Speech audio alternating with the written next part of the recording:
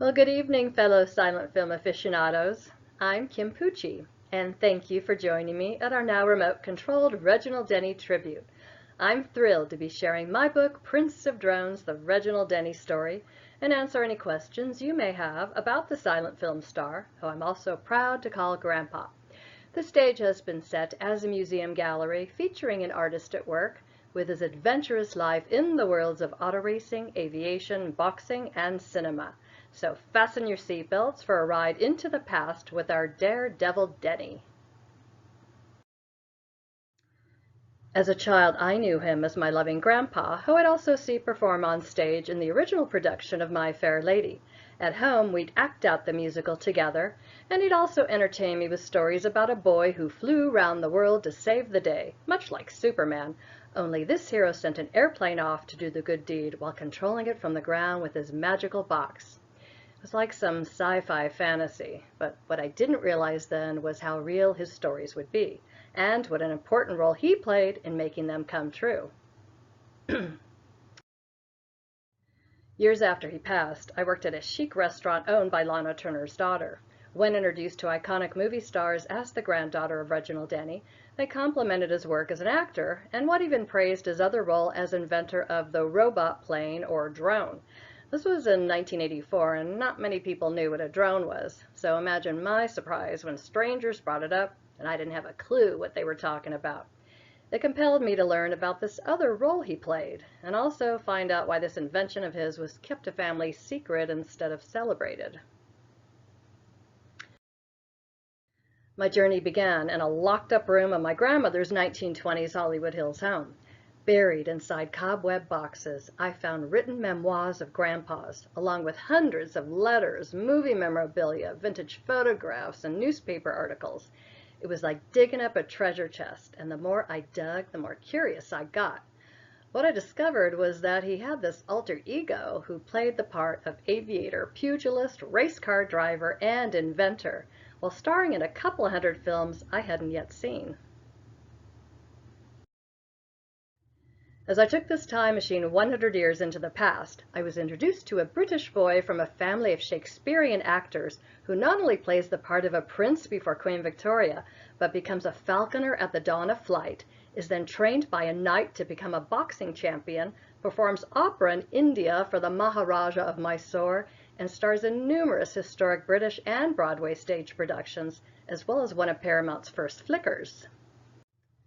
At the onset of World War I, he joins the Royal Air Force, then wins their first Brigade Heavyweight Boxing Championship, becomes an expert marksman, aerial gunner, and pilot who flies the very first warplanes in action. After the war, he becomes a Broadway sensation and performs with the likes of George Arliss, the Shuberts, and John Barrymore. During the Actors' Equity Strike, Reg is hired to star in Oscar Apfel's Bringing Up Betty and The Oakdale Affair, then goes on to star in several silent films, including Real Art Pictures' A Dark Lantern, which was filmed at S&A Studios in Chicago, with famous players Lasky in The Price of Possession, and Footlights with Elsie Ferguson. He heads to Puerto Rico with director Ralph Ince for his self-written Tropical Love, then back to New Jersey, hires 15-year-old Mary Astor to star with him in two self-written shorts, The Angelus and The Beggar Maid. Reg then brings boxing to the big screen with a couple of two-reelers based on H.G. Whitwer's magazine series called The Leather Pushers. He and director Harry Pollard make two episodes, Round 1 Through the Looking Glass, also known as Let's Go, and Round 2 With This Ring I Thee Fed. When Universal Pictures founder Carl Laemmle sees the reels, he takes over production and makes 4 more at their Fort Lee studio, starting with Round 3 Payment Through the Nose. Laemmle then moves the charismatic boxer to his Universal City Studios, where the series is a hit, making a total of 18 in all. Reg then merges boxing and farce together in a 7-reeler based on Jack London's novel The Abysmal Brute, directed by Hobart Henley. When the actor starts to clown the backwoods brute at a dinner table, Henley tells him he can't do that in a serious film. Reg responds, "Why not? It's true to nature and it'll get some laughs." They keep the scene in with this new situation comedy, and Reg's films placed on Universal's prestigious Jewel slate. He then becomes Universal Pictures' top silent film star, playing heroic lead in over 50 Jewel films, including the auto-racing thriller Sporting Youth, filmed at the Del Monte racetrack in Pebble Beach. In Oh, Doctor, Reg stars again with Mary Astor and proves his manhood with more dangerous stunts, this time on a motorcycle and atop a skyscraper, a la Harold Lloyd in Safety Last. In another auto-racing comedy, California Straight Ahead, Reg caravans cross-country driving his race car with a party wagon in tow, and in the end wins the big race with his stunts in flames at the infamous Ascot track. Pollard and the studio really pushed the slapstick circus antics in this one, which Reg despised, and this would be the last in which he and the director teamed together. Reg returns to auto racing at the Del Monte track with his self-written Slow Down, which Universal changes to Fast and Furious. He attaches a camera on the hood of his stunts for the film's virtual reality opener, shown here to the left, and ends up in an almost fatal accident while making his daring performances. During this roaring 20s era, also known as the Golden Age of Flight, Reg buys 3 British warplanes and entertains onlookers as a barnstorming daredevil with the 13 black cats. He fearlessly soars the skies over Hollywood with Indy race car driver Bob McDougall and fellow aviator Howard Hughes. Like Hughes, Reg is an adrenaline junkie and never uses a stunt double while boxing racing cars or flying planes. He subsequently loses his front teeth and breaks about every bone in his body. As a result, Universal won't let their celluloid Adonis fly anymore, so Reg instead loans his planes to the studio for use in their Lone Eagle, and lets Howard Hughes use his valuable snipes, but only for background shots in his Hell's Angels. Reg now stars in more tamer productions and works with his favorite director William Sider in the romantic comedy Skinner's Dress Suit, also starring Sider's wife Laura LaPlante. He also continues to take some punches in On Your Toes and The Nightbird, both megaphoned by Harold Lloyd's director Fred Neumeier. Reg then discovers actress Bette Davis at Universal's commissary, and with fellow silent film stars makes the transition into the new world of sound pictures. He stars in several at MGM, beginning with Cecil B. DeMille's first talkie musical, Madam Satan, and with best buddies Robert Montgomery and Norma Shear in Noel Coward's comedy Private Lives. At the insistence of Mary Pickford, Reg stars opposite the silent film queen, whose voice we now hear in United Artists' Kiki. Cut to 1933, with the talkies now in full force, Reg averages 1 film per month, including MGM's The Barbarian with Ramon Navarro and Myrna Loy, in RKO's of Human Bondage with Leslie Howard and Bette Davis, and in John Ford's all-male casted hit, The Lost Patrol. He also then segues from barnstorming Daredevil to the safer art of model making. He launches the Radio Control or RC model hobby, opens his Reginald Denny hobby shop on Hollywood Boulevard, and develops his signature Denny plane with its Denny wheels and Denny-mite motors. With his new remote control flight simulator school, he trains child actors Mickey Rooney, Jane Withers, and Freddie Bartholomew to fly in model airplane competitions at Mines Field, now known as Los Angeles International Airport. In addition to his role as film star, he brings his miniatures to studio sets where they also double as full-scale craft. He shares his workmanship with co-stars Leslie Howard, Norma Shear, and John Barrymore, this time in George Cukor's Romeo and Juliet, with Barrymore and John Howard in Paramount's Bulldog Drummond series, with Ida Lupino in Let's Get Married, and with Fred MacMurray in One Night in Lisbon, all shown there, and Fred lower left there. At the same time, he invents his radio plane with its rail launcher and parachute landing system, then dares to pitch his dream child before the U.S. government for use in the Army Air Corps and Navy to replace manned craft. At the onset of World War II, Reg becomes an American citizen and also stars with Laurence Olivier and Joan Fontaine in Alfred Hitchcock's first American thriller and Academy Award winner Rebecca. He forms the radio plane company at Van Nuys Metropolitan Airport, where his international squadron co-star Ronald Reagan discovers Reg's beautiful drone assembler, Norma Jean Doherty.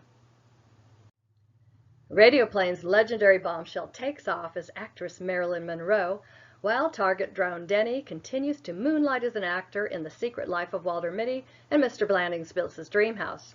His company develops tens of thousands of unmanned vehicles for the Army, Air Force, and Navy during World War II and after, before being sold to Northrop Aircraft Corporation during the Korean War. If that wasn't enough, Reg then invents his flare plane, all the while starring on stage and in numerous films and television series, including Around the World in 80 Days, the very first Batman TV series and motion picture, and Academy Award-winning Cat Ballou, until his final launch up to the heavens in 1967. As I brought this time machine back to the present, it appeared as though nobody knew about his noteworthy accomplishments. This inspired me to further research what I discovered and document everything in those treasure chests. Like piecing of a puzzle, Grandpa's legendary life all came together in a timeline of historic events weaving through the birth of modern technology. It reminded me of the film Forrest Gump, only this underdog with a crooked smile really lived it. As one Amazon reader put it, this is a very interesting look at time in the history of everything. I immersed myself in his incredible journey, and with the support of wonderful pros in both aviation and film, I finally accomplished my mission. The outcome far exceeded my expectations. Universal Pictures located and restored Denny reels of The Reckless Age, Oh Doctor, What Happened to Jones, and Skinner's Dress Suit, which I featured at the biggest silent film festivals in the world. And Ben Mankiewicz even hosted an entire Reginald Denny segment on Turner Classic Movies, highlighting the film star's other role as the Hollywood drone maker. I actually watched Eyes in the Night on TCM recently, in which Reggie doubles as a wartime inventor, the same time he was fine-tuning his own inventions. On the aviation front, the Flight Test Nation treated me and my son to an amazing tour of Edwards Air Force Base, where we posed with Northrop Grumman's magnificent Global Hawk, and then given a plaque of Grandpa testing his first radio planes at that exact same location. Northrop Grumman has proudly honored Reggie on their founder's wall, with their offspring of his inventions flying high in the skies and off into outer space. I'm so grateful to those who remember my grandfather's historic accomplishments and especially appreciate what your fellow film historians have written. Mark Wanamaker provided amazing photographs, and after reading my narrative said, Reginald Denny represents the early history of our American film industry and its connection to aviation. In Prince of Drones, Kim gallantly brings her grandfather's legendary legacy to life in this historically factual and magnificent account of the Hollywood drone maker. Kevin Brownlow, who wrote an entire chapter on Denny in his best-selling book, The Parade's Gone By, graciously wrote, Reginald Denny's films have been neglected for far too long. Kimberly Pucci's book does full justice to the man and his work. Above all, the main thing I learned is that this silent film star-turned-inventor was a talented warrior who dared to drive, fight, and fly for justice, peace, and truth while singing with his eyes to the sky. He spent his lifetime making audiences smile and is smiling now at the ones who have made his dreams come true. His legacy lives on screen and in the skies, with his star still shining bright on the Hollywood Walk of Fame. If you've read my book, thanks for taking the wild ride as co-stars on his journey. If not, I hope what I've said compels you to learn more about the actor, aviator, and inventor who soared with the stars and launched unmanned aviation. On behalf of Reginald Denny, I express the utmost gratitude to those who still watch his films 100 years later, and to Rena, David, and everyone at Niles S&A Silent Film Museum in keeping his legacy alive. So I'm happy to answer any questions you'd like to submit upon viewing this little Reggie reel I made here.